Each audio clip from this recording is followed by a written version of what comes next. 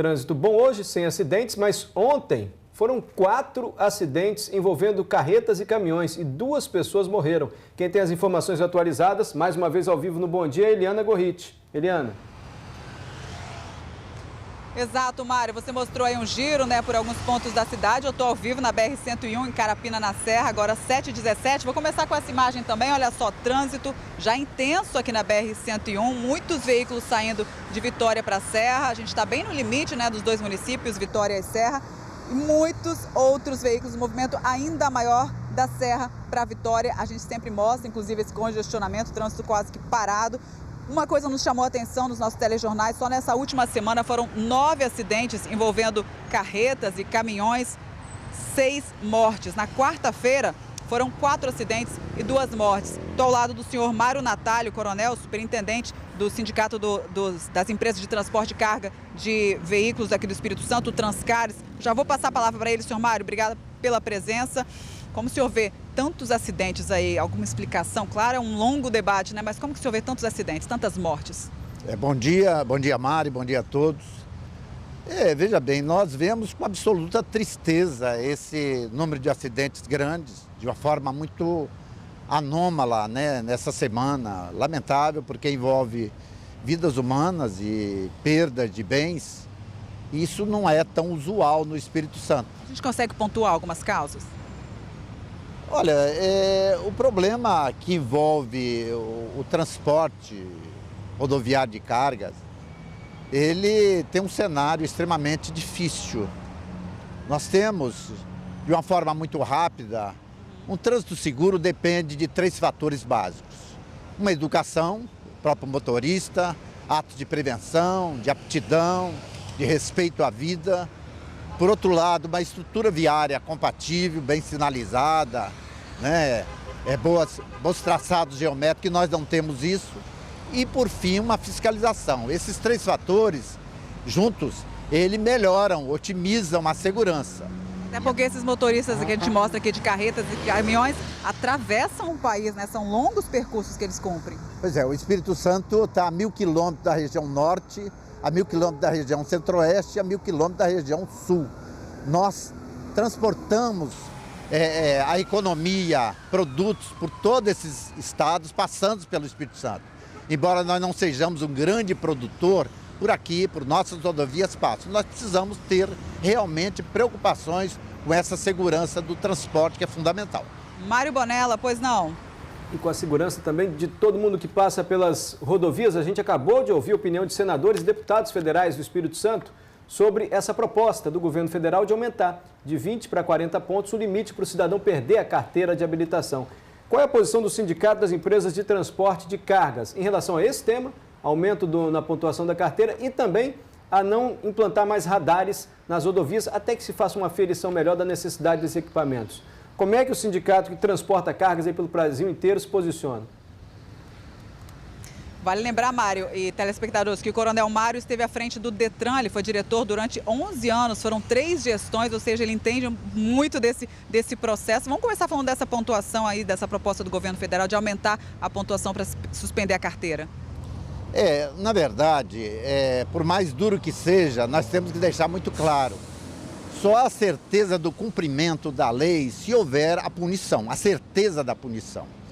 Eu confesso que os 20 pontos para aquele motorista que diariamente está na rodovia. Para quem trabalha com isso. Para quem trabalha, quem tem o exercício efetivo do transporte coletivo, do táxi, do Uber, ou coisa que o valha, para pequenas infrações, a priori ele deve ser discutido, porque é muito pouco. Agora, aquele que eventualmente pega o carro, o motorista amador, que nós diríamos numa linguagem mais simples, é preciso realmente ser forte nessa cobrança. O senhor acha que teria que analisar as categorias? Um profissional, por exemplo, categoria D, teria que ser um pouquinho maior essa pontuação mesmo, de fato? Eu acho que tem que ser maior para aquele que faz o exercício diário do veículo como seu meio de profissão. Não que nós devamos estimular o uso indevido do veículo e permitir a ele, antes de chegar à pontuação que possa suspender a sua carteira, ele ser avisado para, de pronto, ele procurar o órgão de trânsito e fazer, por antecipação, uma reciclagem para ele não ter problema com a sua atividade laboral e não criar um outro prejuízo social. Superintendente, sobre essa questão dos radares agora, tem uma proposta do presidente Jair Bolsonaro de cancelar a instalação de pelo menos 8.000 radares em todo o país e de rever esses contratos dos já instalados. Favor ou contra? Pois é, o país escolheu o rodoviarismo como um modal fundamental para ele. Nós não podemos prescindir da fiscalização. A fiscalização presencial, ela é impossível ser feita pelos órgãos de fiscalização, por falta de efetivo e pelo crescimento da frota, que é geométrico. Obviamente, a presença da fiscalização eletrônica é fundamental, desde que precedida de estudos técnicos que identifiquem pontos fundamentais. O senhor acha que alguns radares estão mal colocados, o limite de velocidade está errado?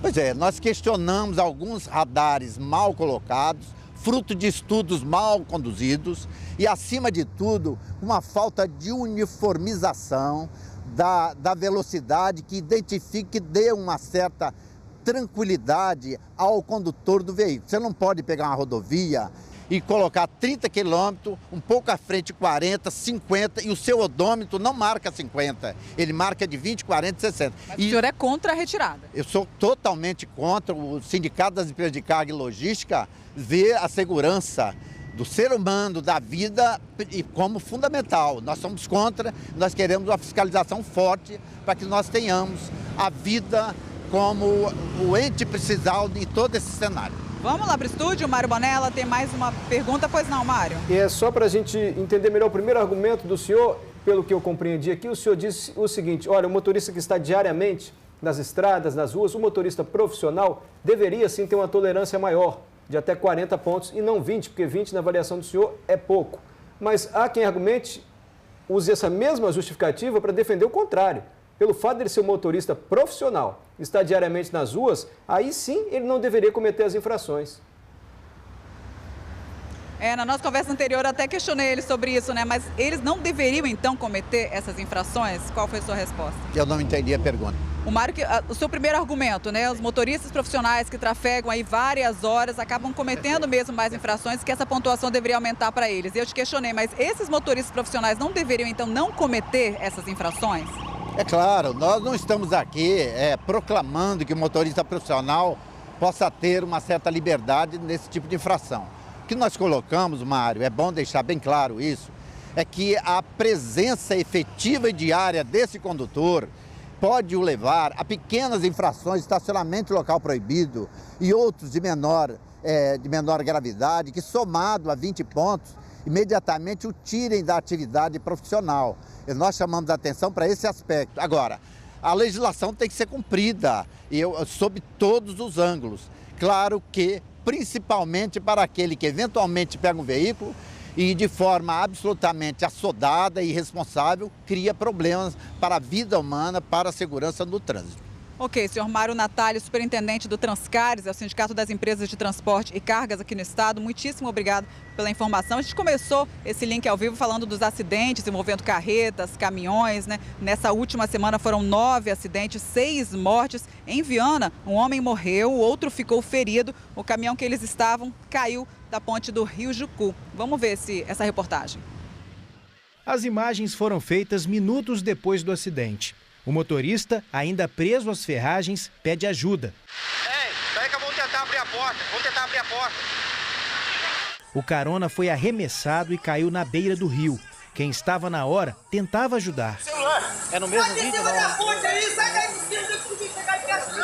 O caminhão carregado de vasos sanitários era de Jundiaí, São Paulo.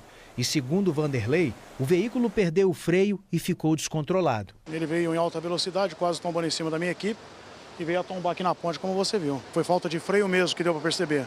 Porém, as rodas dele não estavam nem saindo fumaça nem nada, não teve cheiro de lona de queimado de freio. E sim, ele veio em alta velocidade e deitou aí. O acidente aconteceu por volta de 3 horas da tarde, bem aqui na BR-262. Antes de cair, o caminhão saiu arrancando o muro de proteção da ponte que passa por cima do Rio Jucu. O carona que foi arremessado recebeu os primeiros socorros dentro da ambulância do SAMU, mas não resistiu aos ferimentos. Com ele havia esse documento com o nome de Paulo Vitor da Silva Miranda, de 25 anos. O motorista, que estava sem documentos, foi socorrido e levado consciente para o hospital em Domingos Martins. O trânsito foi organizado pela PRF em sistema de pare e siga, o que causou lentidão. E em Guarapari, um caminhão carregado de cerveja tombou na BR-101, na Serra. Ninguém ficou ferido, mas olha a quantidade de gente que apareceu para saquear a carga. Saiu até caminhonete cheia. A Polícia Rodoviária Federal informou que não houve prisões por esse saque. Lembrando que é crime, então não vale a pena fazer isso, é crime. Seu Mário, vamos lá para o estúdio. O Mário Bonella tem uma pergunta. Pois não, Mário, é com você. Seu Mário, é possível fazer uma estimativa? O Sindicato do Transporte de Cargas tem algum número assim de quanto é que a gente, consumidor, paga pela falta de condições para fazer um bom transporte de cargas nas nossas estradas? Pela falta de segurança? Por exemplo, me lembro, acho que foi ano passado, roubaram uma carga que saiu aqui do Espírito Santo, lá no Rio de Janeiro. O dono da carga ligou para a polícia, falou: tenho aqui o rastreador, eu sei onde está a carga, é só ir lá prender os bandidos e recuperar minha carga. E a polícia do Rio disse: não, lá é perigoso, nós não podemos entrar. Foi mais ou menos assim. Fora o custo com manutenção, porque tem estrada esburacada, que não é duplicada, apesar da gente pagar pedágio. Enfim, esse custo todo, com segurança, manutenção, isso deve ser repassado no produto final, aí no preço do frete. É possível ter uma estimativa de quanto é que a gente que vai comprar esse produto final paga a mais por essa condição de transporte? Conseguiu ouvir? Não, faz um resumo pra mim. Vamos resumir aqui. Tem um certo peso aí para o motorista, né, que trafega transportando tudo isso. Tem o frete, tem a insegurança, cargas roubadas. Isso acaba sendo revertido de alguma forma para o consumidor. Vocês têm um cálculo disso, uma estimativa disso, de quanto que isso é revertido, de quanto que pesa? Olha, o roubo de carga no Brasil, Mário, ele é extremamente grande. Embora o Espírito Santo, graças a Deus, seja tido como uma ilha de excelência. Nós tivemos 2 roubos de carga nesses 3 primeiros meses do Espírito Santo. No Rio de Janeiro, nós tivemos 10 mil roubos de carga em 2018, em São Paulo, 9 mil e pouco. O custo é altíssimo, em torno de 17 bilhões de reais, de 2000,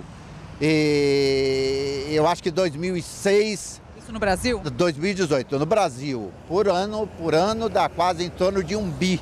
Aqui no estado tem número? Não, o estado, o Espírito Santo... O número de roubo de carga é pequeno. Nós temos um trabalho muito bom de prevenção e combate ao roubo de carga, um grupo de trabalho com apoio da Polícia Civil, Militar e outros segmentos. Nós nos antecipamos a esses fatos. Agora, isso para o consumidor pesa, porque você tem que pagar gerenciamento de risco, seguros caros. As empresas de transporte gastam em torno de 15% do seu orçamento para cuidar desse aspecto de gerenciamento de risco. E isso, no final, recai sobre o destinatário da carga. Então é lamentável, mas isso é uma verdade. E nós não falamos, inclusive, nessa perda de carga por arrebatamento, por roubo, como a nossa companheira colocou aqui claramente para a gente ver. Mas que bom que os números aqui no Espírito Santo são melhores, né? O Espírito Santo é tido como exemplo para o Brasil. Inclusive, nós somos um plano piloto de capacitação policial para o combate ao roubo de carga. Vai ser aqui, mercê de um trabalho maravilhoso de Polícia Civil, Militar, Rodoviária Federal e o Transcargas. Seu Mário Natali, coronel, superintendente do Transcares, muitíssimo obrigado mais uma vez, tá? Pelas informações, pela presença aqui no Bom Dia Espírito Santo. Volto aí com vocês. Mário, Tati Braga. Tá. Só queria saber quanto é que a gente paga mais. Chega a dar uns 10% assim num frango congelado que vem nas estradas e a gente vai lá no supermercado comprar por causa dessa dificuldade toda. Muita gente mandando mensagem no aplicativo. Lourdes, na BR-262 está cheio de pegadinha, viu? Às vezes passa de 60 para 40 por hora, enfim, falando sobre os radares. Ela acha que, de fato, é uma fábrica de multa. Quem também mandou mensagem aqui para a gente foi o Josias, sobre os radares. O que ele diz aqui? Uma vergonha nacional, as autoridades, nesse momento, falando sobre esse assunto. Ele só não disse se ele é contra ou a favor que se suspenda a instalação de mais radares. Trânsito é responsabilidade de todos, escreveu o Roque Ferreira. Não acho razoável essa classificação para tolerar aumento de pontuação para motoristas profissionais. Aqui ele já fala sobre o outro tema que a gente debateu aqui. Entre 8% e 10%. O seu Mário Natali disse ali agora quanto é que a gente paga, a gente consumidor final paga por esse custo aí de segurança, de estrada mal conservada no transporte de cargas.